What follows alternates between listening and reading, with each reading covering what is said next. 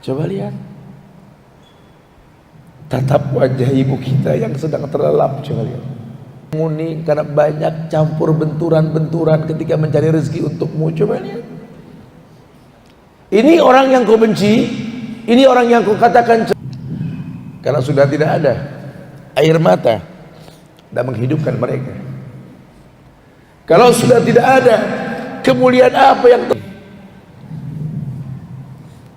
Allah muliakan Uwais sampai selevel Umar ibn Khattab, manusia yang Nabi katakan Umar yang buta dan cacat berkata, jangan sampai ibu ini wafat Uwais kecuali sudah menunaikan haji.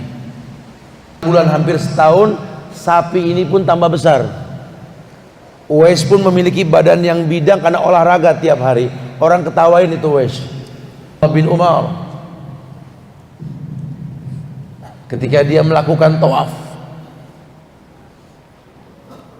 bertanya kepada Abdullah, hentakan napas pun ketika melahirkan dirimu belum terbayar. Maka ketika selesai tawaf, Uwais pun melakukan solainnya, demi Allah, Allah muliakan karena baktinya kepada kedua orang tua.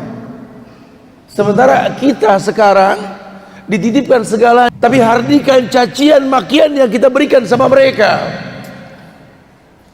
Apa artinya hidup kalau kita nggak akur sama mereka? Apalagi orang laki. Orang tua berbuat ihsan, ada tidak ada orang tuamu, jaga nama baik orang tuamu. Ima diterjemahkan orang tua.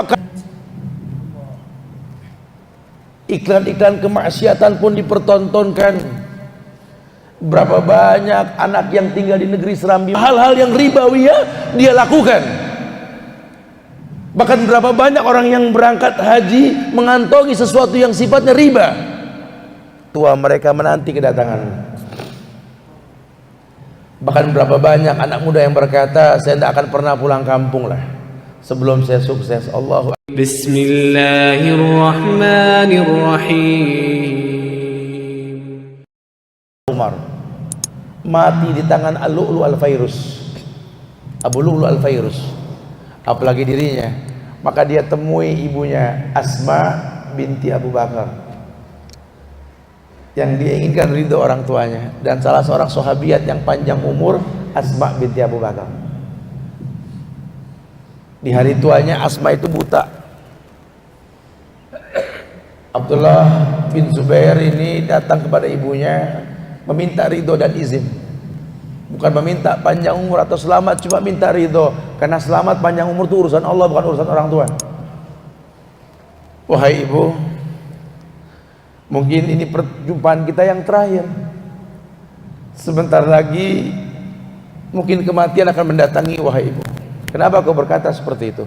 Pasukanku sudah terjepit. Ini si munafik Al-Hajjaj As-Saqafi dengan pasukannya akan membunuh aku. Ibu, yang kubutuhkan ridhomu. Kata ibunya, kata Asma binti Abu Bakar, peluk ibumu nak. Abdullah bin Zubair pun mendatangi ibunya Asma. Dia peluk ibunya. Asma yang buta merasakan di badan Abdullah bin Zubair bin Awam baju besi pelindung badan ketika berperang. Lihat ibu yang sejati.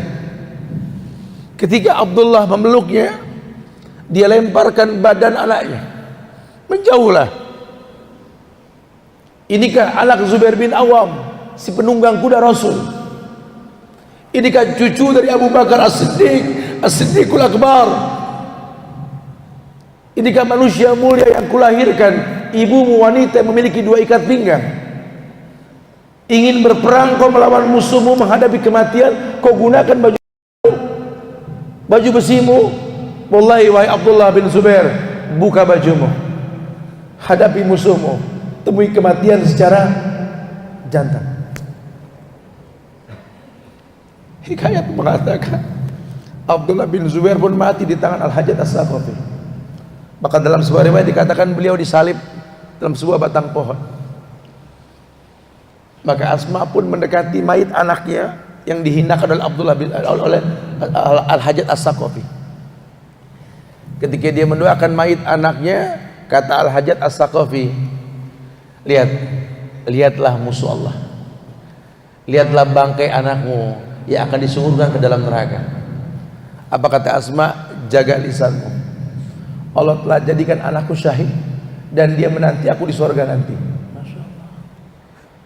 Lihat hubungan yang indah, pertemanan yang indah.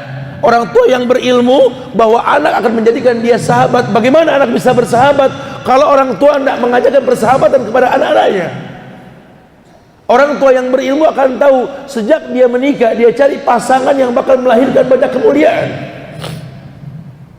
Orang tua yang mulia akan tahu sekali, kullu lahmin nabata min sukhtin an-naru akubi. Setiap daging yang tumbuh dari barang yang haram, neraka lebih berhak.